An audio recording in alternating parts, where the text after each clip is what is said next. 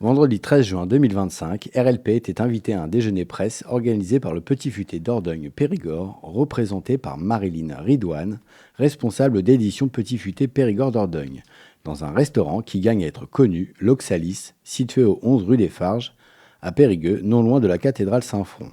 Dans ce restaurant, rustiquement moderne, nous avons donc reçu un guide Petit Futé édition 2025, et aussi, après, une présentation de l'alambic cognac périgordin aux saveurs saisissantes.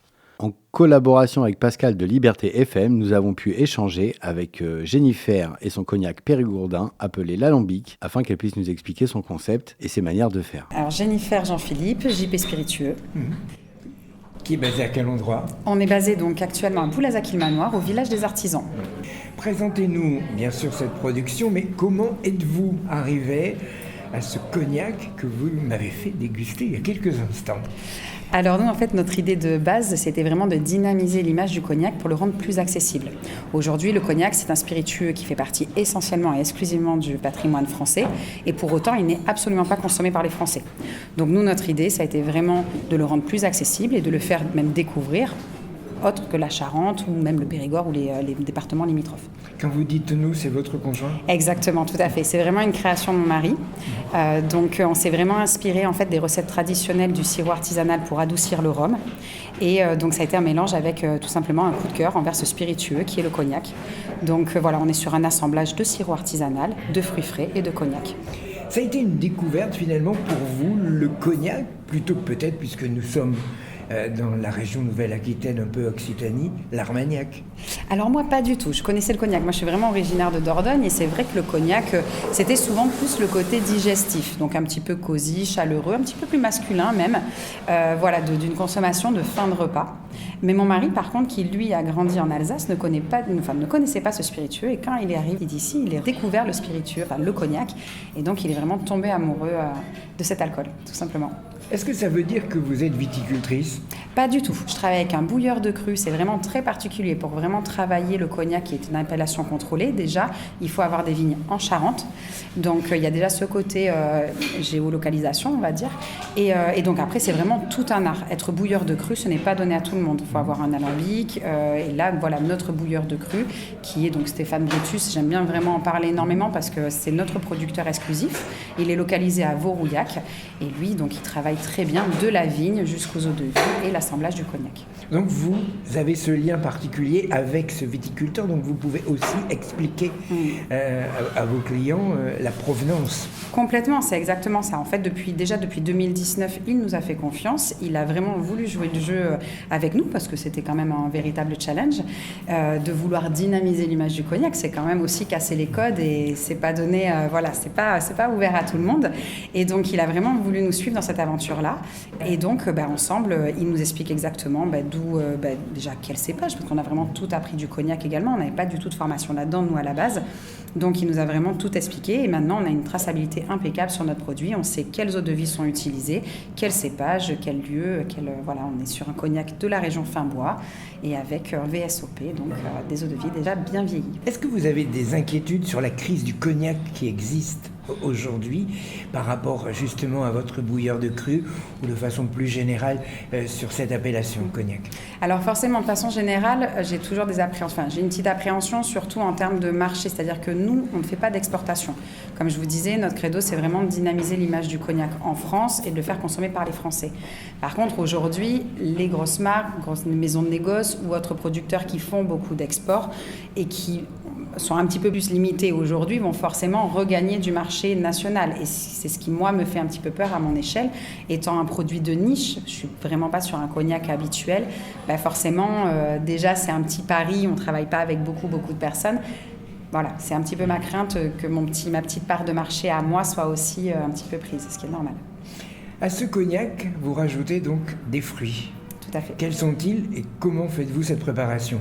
Alors, on travaille déjà avec une gamme permanente qui est citron vert, ananas, passion et gingembre, où là, on va être sur une macération en cuve inox avec un sirop artisanal préalablement préparé et une macération de fruits frais. Voilà, un temps de macération. On va presser les fruits en milieu de macération, on va faire quand même pas mal de manœuvres pendant la macération, mais il n'y a pas de réduction à l'eau. On finit par une filtration et une mise en bouteille. Et on a une saveur un petit peu plus particulière, un petit peu plus précieuse, on va dire, qu'avec la fleur d'hibiscus, où là, on travaille en Dame Jeanne. Donc la Dame Jeanne, on est sur des grosses jarres en verre de 34 litres, donc on en a plusieurs. On fait environ 200 litres de préparation à chaque fois. Et donc voilà, et là, on est sur une fleur biologique que l'on couvre comme des petits œufs pour garder notre petit trésor sous l'œil. Combien de temps dure cette macération ? Alors ça dépend. En temps normal, on va être sur du 2 mois et demi d'une façon générale. Mais en fait, chaque saveur est totalement différente. Et puis en plus, on dépend aussi même des conditions climatiques. C'est-à-dire que là, en été, nous, on va avoir un citron vert qui va beaucoup plus se macérer beaucoup plus rapidement et va amener trop vite de l'amertume. Donc on va stopper la macération en le filtrant et en figeant la saveur. Par contre, on va avoir un ananas ou un gingembre qui va être un petit peu plus timide en macération et que l'on va laisser macérer un petit peu plus longtemps dans le temps. Pour quelle raison ce choix de fruits exotiques ? Parce qu'on est en Périgord, vous auriez pu choisir la fraise. C'est vrai, mais en fait, il existe déjà beaucoup de liqueurs à base de cognac ou quoi que ce soit, ou des liqueurs d'eau-de-vie avec des produits déjà et des fruits en fait d'ici. Donc on voulait vraiment casser les codes et partir sur des fruits exotiques. Ce cognac, à la base, il était à 40 degrés. Une fois que vous avez rajouté cette macération, d'abord à quelle proportion et quel est le degré final ?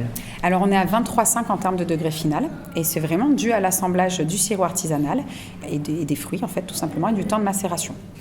Où peut-on se procurer, pour celles et ceux qui nous écoutent, donc ce cognac, quel nom a-t-il ?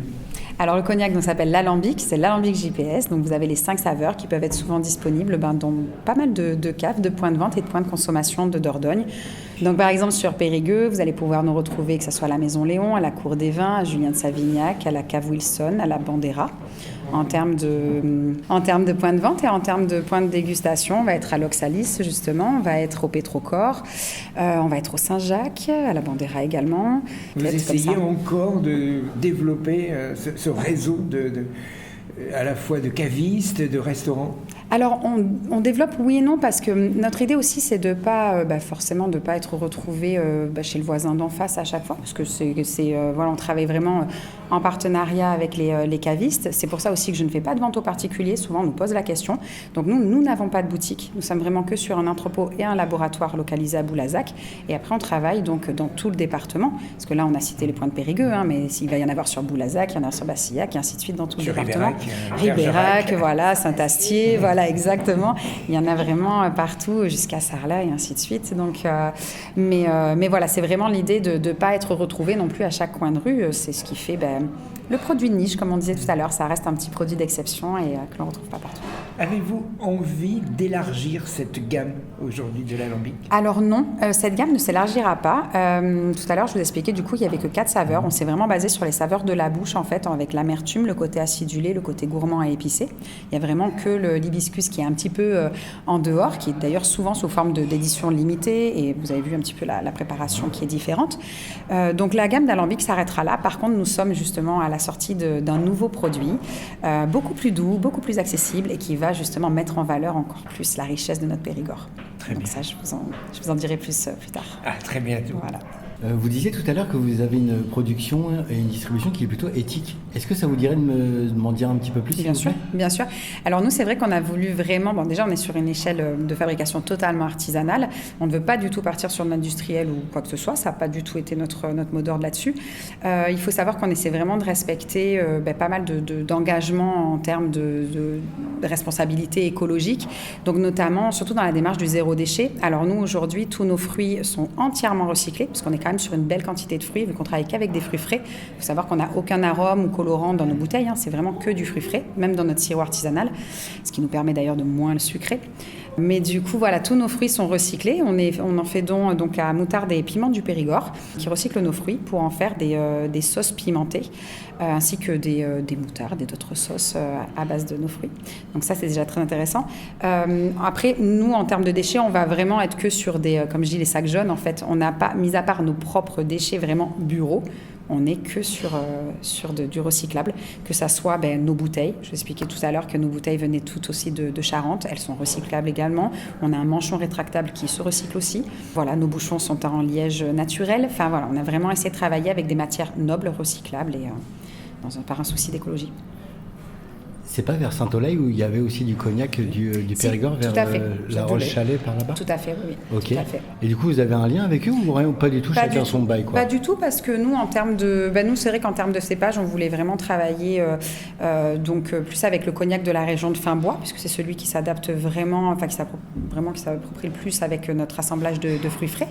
Donc on est plus sur le côté de Vaurouillac. D'accord. Et ça, c'est en Charente? C'est en Charente, tout à fait. Ok, C'est d'accord. sorti d'Angoulême en direction de Cognac. Merci beaucoup, Jennifer. Avec plaisir.